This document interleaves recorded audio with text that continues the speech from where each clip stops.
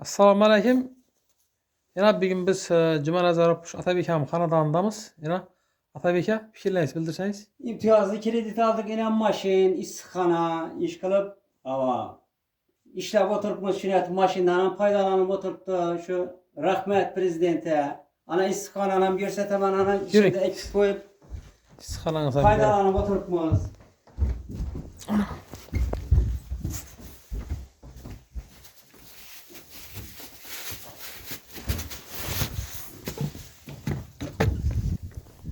Ay, isxanayla.